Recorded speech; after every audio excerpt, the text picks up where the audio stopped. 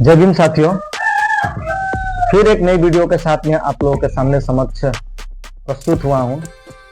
और आज जो वीडियो मैं आप लोगों को दिखाने वाला हूं, जिसकी जानकारी मैं आप लोगों को देने वाला हूं, मैं भी हैरान हूं, आश्चर्यचकित हूं कि बहुत ही विचित्र घटना है जो कि हजारों सालों से चलती आ रही है। और हमारे शिक्षक और हमारे मार्गदर्शक कौन है? सबसे पहले हमारे माता पिता है। तो हमारे माता पिता को जितनी जानकारी थी वो हमें जिस राह पर लेकर गए उसी राह पर हम भी चल रहे हैं और हमारे जितने भी भारत देश के मूल निवासी हैं वो भी चल रहे हैं। लेकिन कुछ कुछ ऐसी बातें हैं जो कि हमें उसकी जानकारी नहीं थी और हम उस सबसे अनभिज्ञ थे। और आज हम लोग, जब से मैं अपने महापुरुषों को किताब को और अपने महापुरुषों के इतिहास को मैं पढ़ रहा हूँ, जानकारी मुझे मिल रही है, तब से मैं भी हैरान हूँ। और ये सच्चाई सबके सामने आ रही है और वो आकर रहेगी, क्योंकि सच्चाई को आज तक किसी ने दबा के रखा नहीं है। सच्चाई सबके सामने आना ही है और वो आकर ही रहेगा, उसे कोई रोक नहीं सकता है। ये बात क्लियर है, आप लोग जानते हैं।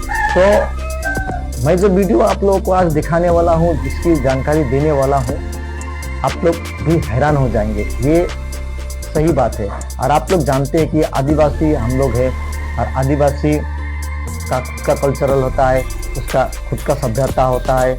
वे खुद एक सभ्यता में जी रहे हैं और उसकी वो अनुसरण करते हैं और उसी को फॉलो करते हैं।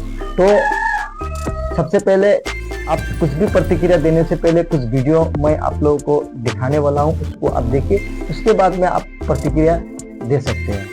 नमस्कार, मैं हूं जयप्रकाश और आप देख रहे हैं समता भारत टीवी। इस वक्त वैशाली जिले के महनार में मौजूद है और इस गांव का नाम है नौरंगपुर। और आज यानी 22 अक्टूबर 2023 को भारतीय मूल निवासी सांस्कृतिक मंच के तत्वाधान में महाराजा महिषासुर का शहादत दिवस मनाया जा रहा है और साथ ही सम्राट अशोक का भी विजय दिवस मनाया जा रहा है। और आप देख सकते हैं पोस्टर लगा, यहाँ पर राजा महिषासुर का तस्वीर है। तमाम बहुजन महापुरुषों की तस्वीरें यहाँ बनाई गई है। बहुजन मूल निवासी नागवंशी SC ST OBC 85%, जो SC ST OBC के लोग हैं जो 85% वो नागवंशी, ऐसा यहाँ पर लिखा गया है। तमाम बहुजन महापुरुषों की, बहुजन महिलाओं की तस्वीरें लगी हुई है जो बहुजन समाज के विकास के लिए कार्य किए थे। और यहाँ देख सकते हैं, सबसे आकर्षित करने वाली बात यह है कि यहाँ पर राजा महिषासुर का तस्वीर लगा हुआ है। वो राजा महिषासुर जिसे लोग राक्षस मानते हैं, लेकिन यहाँ पर मौजूद तमाम लोग महिषासुर का शहादत दिवस मना रहे हैं और साथ ही सम्राट अशोक का विजय दिवस मना रहे हैं। आखिर महिषासुर का शहादत दिवस क्यों मना रहे हैं? जहाँ पर एक तरफ लोग उनको राक्षस मानते हैं और यहाँ पर इकट्ठा हुए लोग उनको राजा मान रहे हैं। तो इन्हीं सारी बातों को जानने के लिए इन लोगों से बात करते हैं और समझने का प्रयास करते हैं आखिर ये लोग महिषासुर को राजा क्यों मान रहे हैं। भारतीय मूल निवासी सांस्कृतिक मंच के प्रदेश अध्यक्ष है रामनरेश सिंह यादव जी, इनसे बात करते हैं। सर, आपसे पहला सवाल, महिषासुर को राक्षस माना जाता है लेकिन आप लोग राजा मानकर यहाँ पर उनका शहादत दिवस क्यों मना रहे हैं? देखिए, दरअसल बात यह है कि महिषासुर जो लिखा गया है बैनर में, आपने पढ़ा भी है, नागवंशी मूल निवासी भारत के 85% जो समाज है आज, उसके रक्षक संस्कृति के राजा थे, पशुपालक थे, प्रजापालक थे।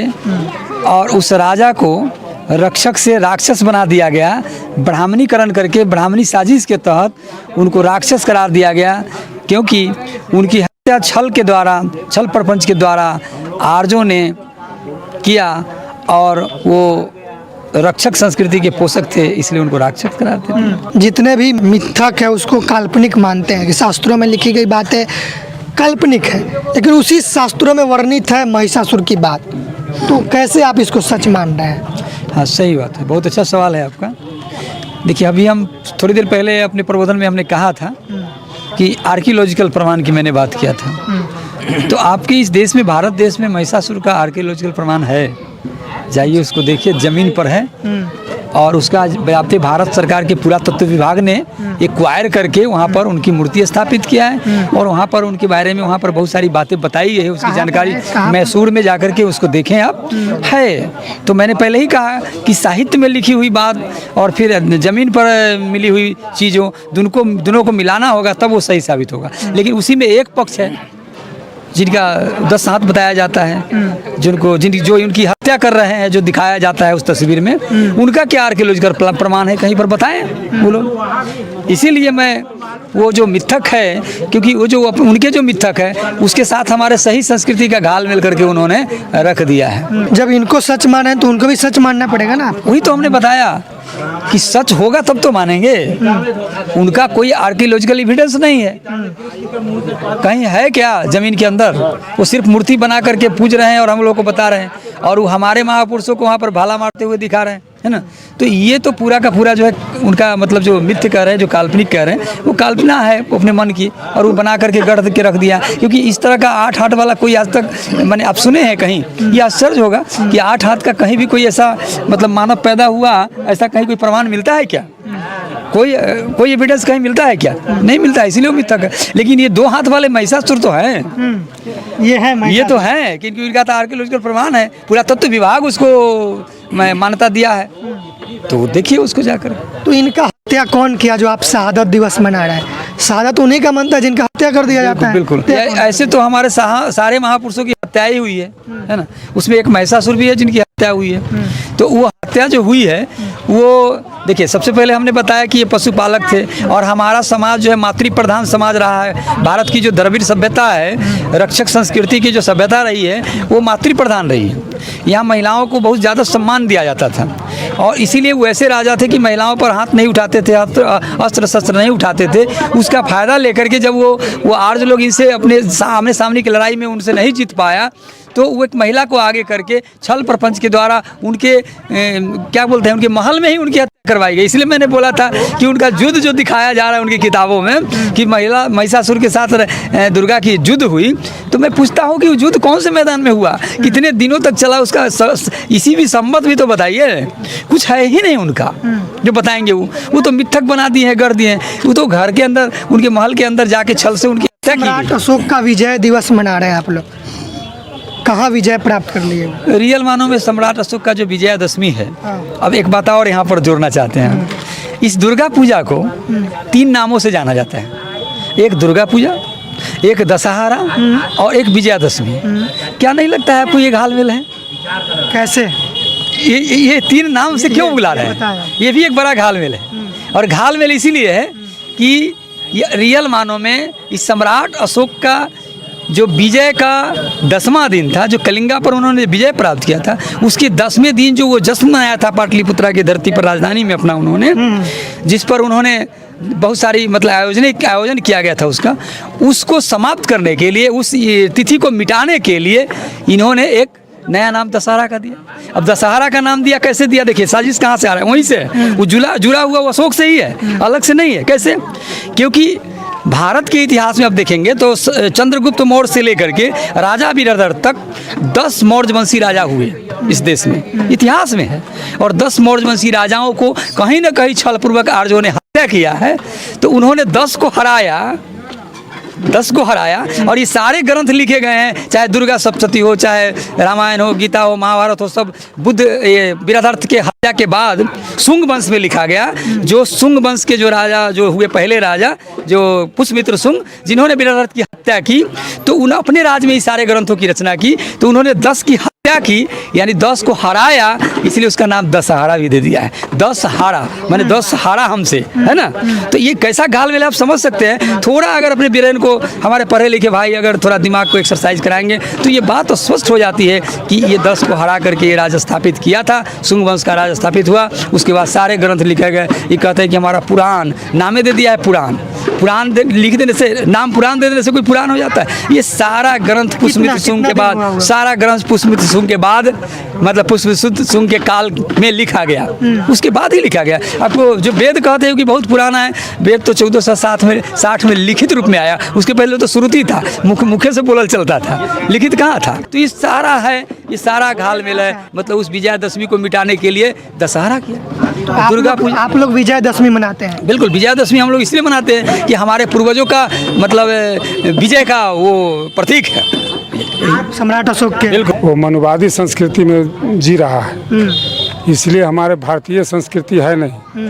तो अब जो साहित्य निकला है, खोज हुआ है, उसमें ये महिषासुर जो महाराजा थे राजा और चक्रवर्ती सम्राट अशोक थे, ये हम लोग का पूर्वज हैं और नागवंशी हम लोग हैं, तो नागवंशी के पूर्वज हैं। और इन्होंने जो लड़ाई लड़े वो लड़ाई मनुवादियों से लड़े थे। अच्छा। और इसलिए आज मनुवादी ने इनको रक्षक की जगह राक्षस घोषित करके नीचा दिखाया गया और हमारे समाज को बरगला करके रखा गया।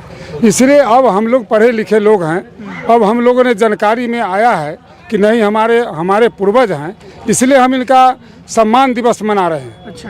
तो दुर्गा को जब वो लोग देवता मानते हैं, ब्राह्मणी व्यवस्था के लोग या ब्राह्मणों ने मानते हैं, तो हम लोग भी तो अपने महिषासुर को अपना राक्षस नहीं मान के रक्षक मानते हैं। ये भी हमारे पूर्वज थे। तो हम आपके चैनल के माध्यम से बिहार सरकार से और भारत सरकार से मांग करते हैं कि आप दुर्गा को मानते हैं, देवी देवता मानते हैं, मानिए, जिनको मानते हैं पूजा कीजिए, लेकिन दुर्गा पूजा में दुर्गा से अलग हमको महिषासुर को कीजिए, क्योंकि हमारे पूर्वजों का आप अपमान करते हैं। तो मैं सरकार से निवेदन करता हूँ, भारत सरकार से और बिहार सरकार से भी, कि आप दुर्गा पूजा करवाइए, हमको कोई दिक्कत नहीं है, चाहे विजयदशमी के रूप में, चाहे दशहरा के रूप में, चाहे महिषासुर के हत्या के रूप में। आप अपने दुर्गा को मानते हैं मानिए, लेकिन महिषासुर को हमको अलग कीजिए। मैं आपसे निवेदन करता हूँ, मांग करता हूँ। हमारे जो जिस इतिहास को दफन कर दिया गया, दबा दिया गया, उस इतिहास को साक्ष्य के आधार पर ये प्रमाणित करना कि नहीं, ये वर्तमान में जो व्यवस्था बनी हुई है यह हमारी अपनी व्यवस्था नहीं है, या हमारी संस्कृति, हमारी जो व्यवस्था थी उसको दबा दिया गया, हमारे इतिहास को दबा दिया गया और दबा करके वो अपनी एक मनगढ़ंत व्यवस्था समाज के अंदर बना दी गई। तो हम ये जो 85% जो बहुजन समाज है इस देश के अंदर, ये उनको हर घर में जा कर के और हर एक परिवार में जो बुद्ध की जो विचारधारा है, जिस विचारधारा को लेकर के आज तमाम हमारे गौतम बुद्ध से लेकर के और आज तक अभी तक हमारे जो लड़ने वाले जो लोग हैं, वो शहीद जगदेव बाबू तक, सम्राट अशोक चंद्रगुप्त मौर्य से लेकर छत्रपति शिवाजी, छत्रपति साहू जी, साहिब कबीर, संत रविदास जैसे जितने भी महापुरुष हैं, हजारों महापुरुषों ने इस वास्तविक इतिहास को बताने के लिए समाज के संघर्ष किया। भारतीय मूल्यवासी सांस्कृतिक मंच के द्वारा भारत के इतिहास को स्थापित नहीं करा दिया जाता है, उनका विचार परिवर्तन नहीं करा दिया जाता है, तब तक ये भारतीय मूल्यवासी सांस्कृतिक देश में काम करता रहेगा। क्या नाम सर आपका? राजेश कुमार रोशन। आप लोग राक्षस बनने पे क्यों तुले हुए हैं? राक्षस बनने पर हम लोग तुले हुए नहीं है। राक्षस का मतलब होता है राक्षस रक्षा करना, माने बहुजन जो 85% है उसकी रक्षा के लिए महिषासुर राजा थे, हम लोगों को रक्षा करते थे, लेकिन मनुवादियों ने इनका साजिश के तहत हत्या कर उनको राक्षस घोषित कर दिया और एक डरावनी रूप काला कलूठा बना के, माने मूर्ति बना के हम लोग समाज को डरावनी बनाया और 10 हाथ वाली दुर्गा को माने देवी बना करके हमको मनुवादियों ने हमको गुलाम बना दिया, समाज को 85% समाज को। आप लोग तो आप लोगों ने देखा कि वहाँ पर देखिए उतनी भीड़ है, उतनी लोगों का हुजूम है, वहाँ पर बैठे हैं और वहाँ पर जो भी एक्टिविस्ट सब है जो कि समाज के बारे में जानकारी रखते हैं, वो सब वहाँ पर अपने इतिहास के बारे में बता रहे हैं। वो कोई पागल नहीं है। अगर कोई गलत बोलेगा, संविधान का दौर है, फ्रीडम ऑफ स्पीच है, संविधान ने सबको अधिकार दिया है अपने बात रखने का और अपने सही जानकारी देने का, तो वही भी इसी के आधार पर वो बता रहे हैं। एक सभा रख करके सभी आए हैं, बैठे हैं और सभी को बता रहे हैं एक पंडाल। अब जब देख रहे हैं कि वहाँ पर हमारे महापुरुषों का फोटो किस प्रकार से लगा हुआ है, वहाँ पर आपने सभी देखे हो तो ये कोई काल्पनिक बात नहीं है, ये सच बात है और इसी को हम लोग भी खंडन करते हैं। हम लोग को अंधविश्वास पाखंडवाद में जीना नहीं है और इसी को मैं उजागर करना चाहता हूँ और आप लोग इसको देख करके समझिए कि किस प्रकार से हम लोगों को मानसिक रूप से गुलाम बना करके रखा है। कौन रखा है और कौन कर रहा है वो भी आप लोग जान गए, बताने की कोई जरूरत नहीं है। तो मैं चाहता हूं कि जितने भी पढ़े लिखे ये सब चीज को हम लोगों को स्कूल, कॉलेज, यूनिवर्सिटी में हम लोगों को पढ़ाया नहीं जाता है, बताया भी नहीं जाता है, इसलिए आज हम लोग इससे की जानकारी नहीं रख पाते हैं, इससे अनभिज्ञ है।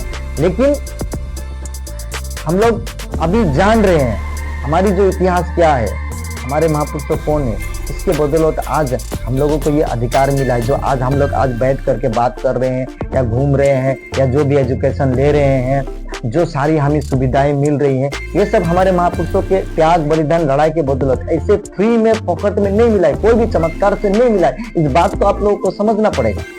लेकिन आज हमारे कुछ पढ़े लिखे भाई भैया जो थोड़ा बहुत पढ़ लिखते हैं, तो वे मानसिकता में आकर के इसकी जानकारी के अभाव में वे जो हमें गुलाम दिन रात बनाते जा रहे हैं, बन रहे हैं, उसी को फॉलो करते हैं, उसी को बात को सत्य रखते हैं। देखिए, अपनी अपनी आस्थाएं जो भी है आप कर सकते हैं। मैं भी यहाँ पर जो बताएगा उसी को बोलता हूँ कि ये महिषासुर हमारे महापुरुष है। आप किसको क्या कर रहे नहीं कर रहे, मान रहे अपमानिए, हमको उससे कोई आपत्ति नहीं, लेकिन हमारे महापुरुष को आप राक्षस घोषित कर दिए हैं और उसका अपमानित कर रहे हैं, ये हम लोग कतई बर्दाश्त नहीं करेंगे। इसको लेकर के आने वाला दिन में मूवमेंट हम लोग भी करेंगे, वहां पर तो कर रहे हैं, और इसके तथ्य के आधार पर बोल रहा हूँ। ये कोई काल्पनिक पात्रों को मैं नहीं दिखा रहा। अगर उस जमाने में अगर कोई दैत्य या दानव या ये राक्षस बोल करके बोलते हैं, अगर वो होते तो आज हमारे सामने रहते ना, वो नहीं है ना। हमें पूरा समाज में राक्षस बोल करके प्रोजेक्ट कर दिया है, और हमारे महापुरुषों को राक्षस बना करके प्रोजेक्ट किया जा रहा हजारों साल से, और हमारे लोगों को इसकी जानकारी नहीं है। इसी के अभाव में हम लोग उसी को अपमानित कर रहे हैं, लेकिन ये गलत है। जब हम जानकारी ले रहे हैं, हमें इसकी सारी खबर हमको मिल रही है और इसके तथ्य मिल रहे हैं, तो हमें उसका विरोध करना चाहिए और उसकी रखवाला करना चाहिए और उसको सही इंसाफ देना पड़ेगा। तो आज के लिए इतना ही। फिर मैं हमारे महापुरुषों को रिलेटेड जो भी जानकारी है ऐसी वीडियो को मैं लेकर के आऊँगा। मैं आज के पढ़े लिखे नवयुवक युवतियों से मैं